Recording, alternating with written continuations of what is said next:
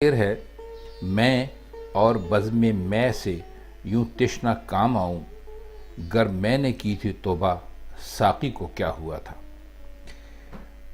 بزم میں کہتے ہیں شراب کی یا شرابیوں کی محفل کو، اور تشنا کام کہتے ہیں پیاسا رہ جانے کو۔ تو اور ساقی جو ہے وہ آپ سب جانتے ہیں کہ شراب پلانے والے کو کہتے ہیں۔ اصل میں یہ شعر جو ہے اس کا جو خلاصہ تھا وہ کیا تھا سید محمد احمد بے خود موہانی نے، اور اسے اپنی شرح میں حضرت مولانا غلام رسول مہر مرحوم نے لکھا تھا۔ تو ہم وہیں سے آپ کی خدمت میں اس کی شرح پیش کر رہے ہیں۔ وہ فرماتے ہیں کہ اس شعر میں کئی ٹکڑے ہیں۔ نمبر 1، میں، اور اس سے سمجھ میں آتا ہے کہ میں کش یعنی بہت شراب پینے والا ہے، اور ساقی اور شرابیوں کا پورا گروہ اس کے رندانہ فضائل سے واقف ہے۔ رندانہ فضائل کا مطلب یہ ہے کہ شراب پی کے جو کچھ بھی کرتا ہے۔ شراب نہ ملنے سے اسے اتنی تکلیف ہوئی جتنی کسی دوسرے شرابی کو نہیں ہو سکتی تھی۔ پھر اسے شرابیوں میں اپنی بے عزتی کا بھی دکھ تھا۔ نمبر 2 میں وہ لکھتے ہیں کہ بزم میں اس ٹکڑے سے واضح ہوتا ہے کہ اگر تنہائی میں ساقی نے یہی برتاؤ کیا ہوتا تو ناگوار ضرور گزرتا، مگر نہ اتنا جتنا رندوں کی بھری محفل میں۔ تو وہ یہ کہتا ہے کہ میں نے اگر توبہ کی تھی اس لیے میں نے شراب نہیں مانگی تھی، تو ساقی کا کام تھا کہ وہ مجھے شراب ضرور دیتا۔ اس نے کیوں نہیں خیال کیا کہ رندوں کی توبہ ہی کیا ہوتی ہے، یعنی ادھر توبہ کی اور ادھر پھر پینے لگے۔ اور اگر پینے کا شوق نہ ہوتا تو شرابیوں کے اس مجمع میں جمگھٹے میں آتا ہی کیوں؟ اس کا مقصد تو یہ تھا کہ توبہ کی لاج بھی رہ جائے اور شراب بھی پی لے، مگر ساقی نے تو جھوٹے منہ بھی نہیں پوچھا۔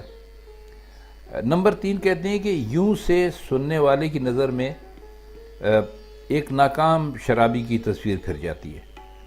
اسے اپنی ناکامی پر افسوس ہی نہیں بلکہ غصہ بھی ہے، اور شراب نہ ملنے سے بدن الگ ٹوٹ رہا ہے اور انگڑائی پر انگڑائی آ رہی ہے۔ اور پھر کہتے ہیں کہ تشنا کام سے حلق اور زبان کے کانٹوں کا تصور ہونے لگتا ہے جو بہت زیادہ پیاس ظاہر کرتا ہے، اور آؤں سے ہی ظاہر ہوتا ہے کہ پر امید دل سے لے کر بزم میں گیا مگر تشنا اور مایوس لوٹا، نہیں شراب مل ہی نہیں سکی۔ اب ساقی کو کیا ہوا تھا اس کے بہت سے مطلب ہو سکتے ہیں، صرف لہجہ بدلنے کی ضرورت ہے۔ ایک تو یہ ہے کہ کیا اس نے بھی توبہ کر لی تھی یعنی ساقی نے، اور دوسرا یہ کہ کیا ساقی بھی ہوش میں نہیں تھا، اور نمبر 3 یہ ہو سکتا ہے کہ کیا جو میرے مخالفین تھے ان کی اس میں کوئی سازش تھی، اور نمبر 4 یہ کہ میکش یعنی شراب پینے والے کا عزت و احترام جو ہے وہ ساقی پر واجب تھا۔ اس نے بے دردی اور سنگدلی سے کام لیا، اور اسے شرابیوں کی حالت کا اندازہ کرنے میں غلطی ہوئی، اور ایک یہ بھی کہ شاید اس نے مجھے دیکھا نہیں، یا شاید اس نے مجھے پہچانا نہیں، اور ایک یہ ہو سکتا ہے کہ کیا وہ میرے توبہ کرنے سے اتنا زیادہ خفا تھا کہ کسی اور خیال میں تھا، یا وہ کسی اور خیال میں تھا۔ غرض یہ کہ بہت سے ایسے سبب ذہن میں آ سکتے ہیں کہ ساقی کو کیا ہوا تھا کہہ کر انہوں نے ان سب کا ذکر کر دیا ہے۔ اگلا شعر ہے ایک تیر جس میں دونوں چھدے پڑے ہیں، وہ دن گئے کہ اپنا دل سے جگر جدا تھا۔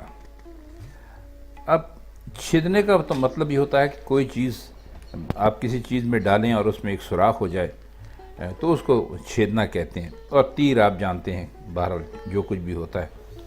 تو وہ کہتے ہیں کہ اب وہ زمانہ نہیں رہا کہ جب دل اور جگر ایک دوسرے سے الگ الگ تھے، اب تو دونوں کو ایک ہی تیر نے چھید رکھا ہے، یعنی دونوں کی حالت ایک جیسی ہوئی، اور دل کے چھدنے کا نتیجہ یہ ہوا کہ ہماری جو بےتابی اور بے چینی تھی وہ کہیں زیادہ بڑھ گئی، اور جب جگر ہمارا چھدا تو ہمارے صبر اور جو ہمت کی جو کیفیت تھی وہ ختم ہو کے رہ گئی. اس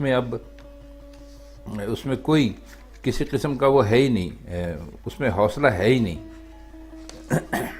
اچھا، اس کا جو آخری شعر ہے کہ درماندگی میں غالب کچھ بن پڑے تو جانوں، جب رشتہ بے گرا تھا ناخون گرا کشا تھا. درماندگی کہتے ہیں پریشانی میں، لاچاری میں، مجبوری میں، مایوسی میں. اور کچھ بن پڑے تو جانوں کا مطلب ہے کہ اگر کوئی ایسے کام ہو تو بن جائے تو پھر میں سمجھوں کہ ہاں واقعی بن گیا. بے گرہ تھا ناخون گرا کشا تھا. ناخن تو آپ کو پتہ ہے کیا ہوتا ہے، اور بے گرہ یعنی جس کے اندر کوئی گانٹھ پڑی ہوئی نہ ہو، اور ناخن گرا کشا تھا. گرا کشا کہتے ہیں گانٹھ کھولنے کی مدد کرنے والے کو، یا جس سے کہ گرہ کھل جائے. تو کہتے ہیں کہ اب میری بیچارگی اور مجبوری کی ایسی حالت ہے کہ سمجھ میں نہیں آتا کہ میں کیا کروں. اور جب میرے ناخن میں مشکل کی گرہیں کھولنے کی قوت تھی تو میرے راستے میں کوئی رکاوٹ ہی نہیں تھی، کوئی گرہ ہی نہیں تھی. اور اب میرے ناخن اتنے کمزور ہو گئے ہیں کہ وہ کوئی گرہ کھول نہیں سکتے. تو میں ان مصیبتوں کا طوفان میرے لیے کھڑا ہو گیا، گرہیں لگ گئی ہیں. تو یوں بیچارگی اور عاجزی کی حالت پیدا ہو گئی ہے. ان کے کہنے کا مطلب یہ ہے کہ جس زمانے میں میرے حالات اچھے تھے اور میرے ناخن بھی مضبوط تھے، مطلب یہ ہے کہ میں جس زمانے میں اپنی مشکلات پر قابو پا سکتا تھا، اس زمانے میں تو میرے اوپر حالات اتنے برے نہیں تھے، بہت اچھے حالات تھے. اب جب کہ میں واماندہ ہو گیا ہوں، کمزور ہو گیا ہوں، مجبور اور لاچار ہو گیا ہوں، تو میرے راستے میں گرہیں کھڑی کر دی گئی ہیں. اور اب میرے اندر اتنی ہمت ہی نہیں ہے کہ میں ان گرہوں کو کھول کے اپنی مشکلات حل کر سکوں. مطلب یہ ہے کہ جب مشکلات نے گھیرا تو اس وقت ان کو ختم کرنے کی یا دفع کرنے کی ان میں طاقت نہیں تھی. تو خواتین و حضرات، یہ ایک مختصر سی غزل کے چند اشعار تھے جو آج کی محفل میں ہم نے آپ کی خدمت میں پیش کیے.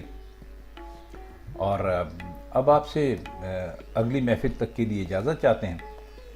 اور آپ کو اگر اس سلسلے میں کسی غزل کے معنی سمجھنے ہوں، تشریح سمجھنی ہو، یا مشکل الفاظ کے معنی سمجھنے ہوں، تو آپ ہم سے کمنٹ سیکشن میں ضرور رابطہ کیجیے.